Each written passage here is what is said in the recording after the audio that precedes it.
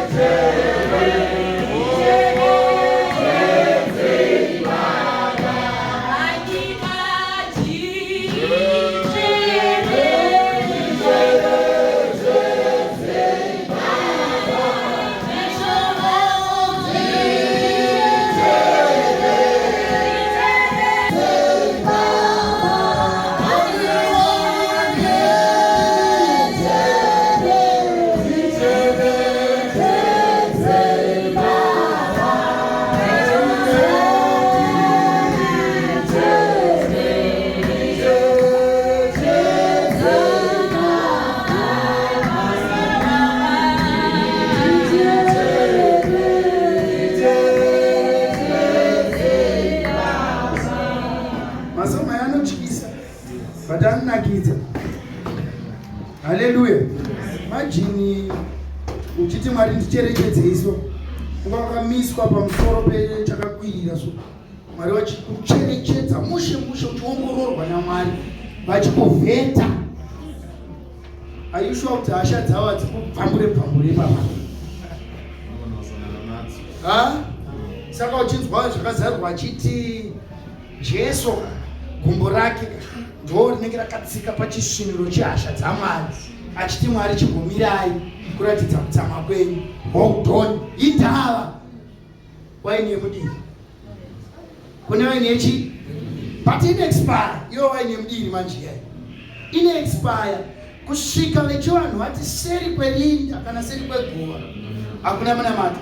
The time to make the right choice is right now. Kwete kuda kuzoya kuna Mwari wa masawa wapera. Mwari chingotona. Chechi yakubvunzana achiri kubhabhatidzike. Afire mvure. Muchiri sisi, muchiri jaya, muchiri baba, muchiri brother, muchiri tete kudai.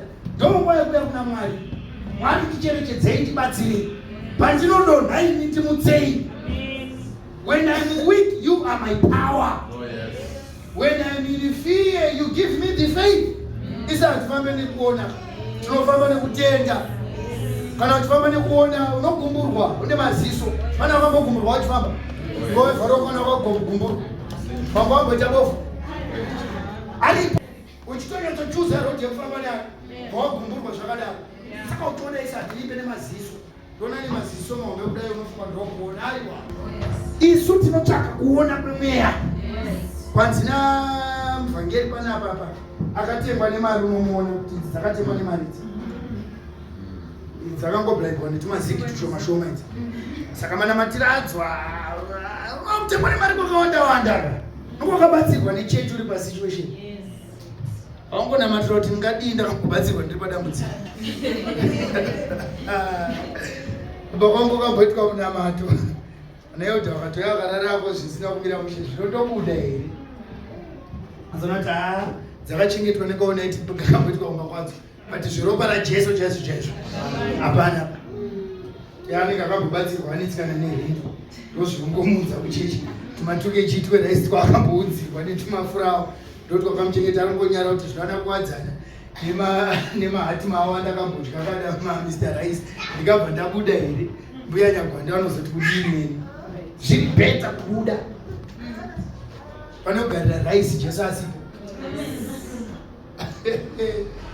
Hallelujah, hallelujah. Saka tati isusu, there are three that bear witness in heaven: the Father, Holy Spirit, and the Word.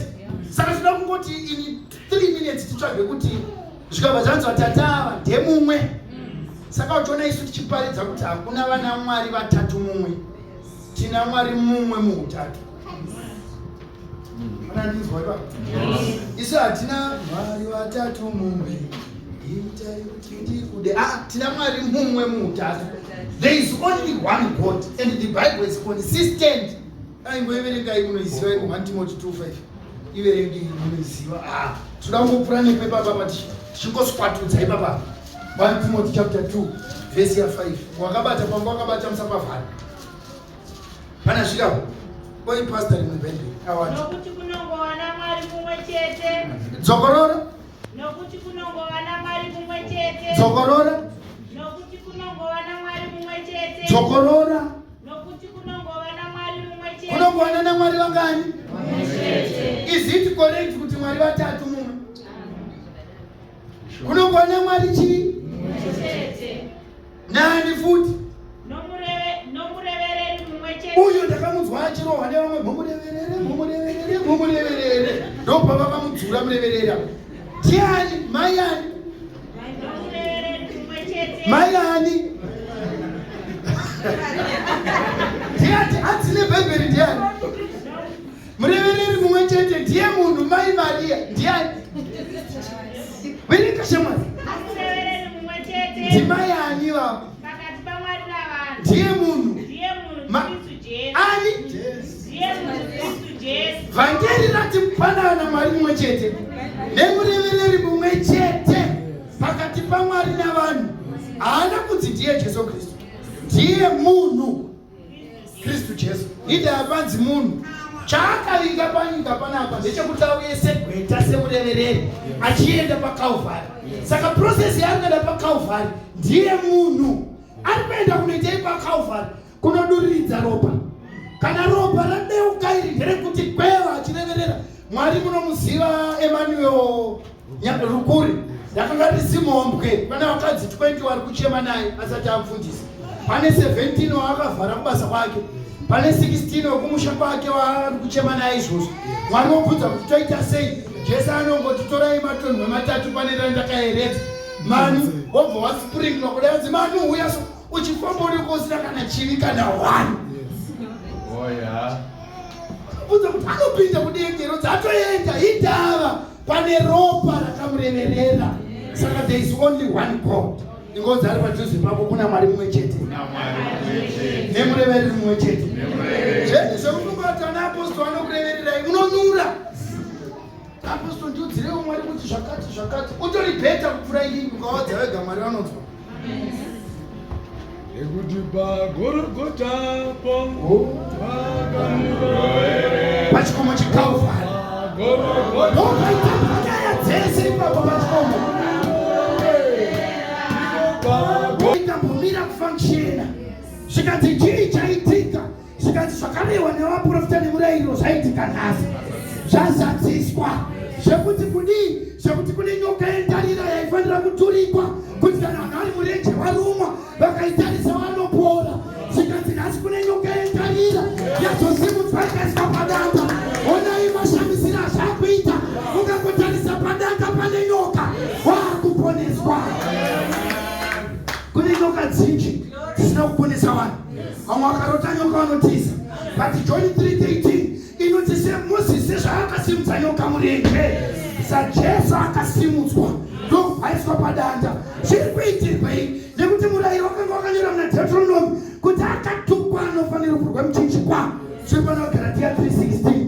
Saka Jesu akati vachakatukwa pamuchinjikwa kuti isu tive kururama kwaMwari.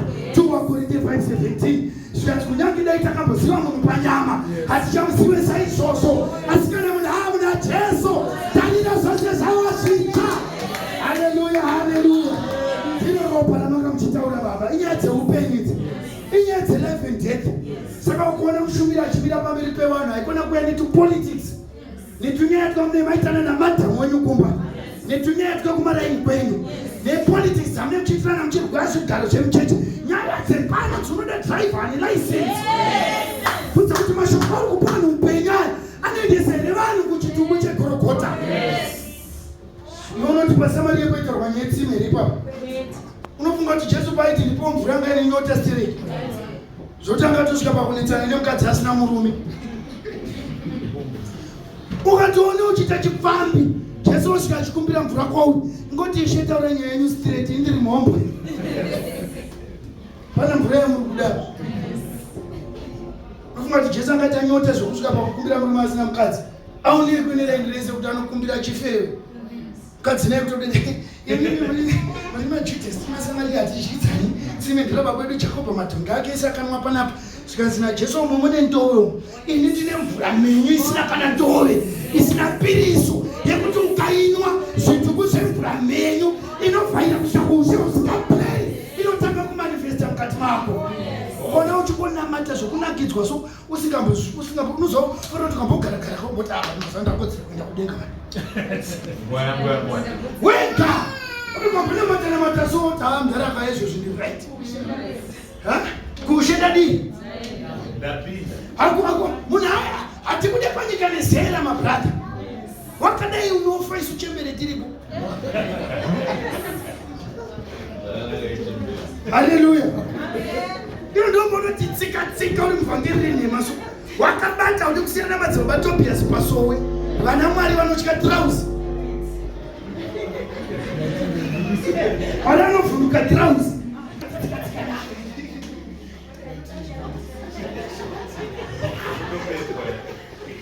Ukapinda uri trousi unozipeta imadzimbi. Ndari anotiza. Ndiye Mwari anoda kuti tinamate.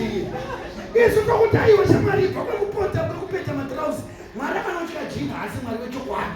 Uya kuno tikuratidze Mwari akarembera pachikomo chedehenya. Asingatyi jini kana bheki. Unomwana Mwari asingati kupindura bhatani. Asi kutaura zvemachechi evanhu. Ndikutara taipi yana Mwari kwete machechi. Pamwe vakapindura dai anonzwa wakunetsana naMwari. Kunoku kuna Mwari wokuti usina bhatani racho anoti uya. Hakusi uvhangeri rakati pfekai hembe mupine, rakangoti pfekai Jesu. Kune zvitatu zvinobuda kudenga. Kuna Baba. Hamera Jesu maoko. Kuna Baba. Kuna shoko. Saka uchiona kana tichitaura nezvakanonzi shoko. Ndopega patisina nyanzi baba dhokotera. Because uya anonzi shoko yakatipa upenyu indokaitara baba takayozvandirizvi shuwa ndikapinda munyika kana mabhawa munoti inini ndinonoita serebhi yemumabhawa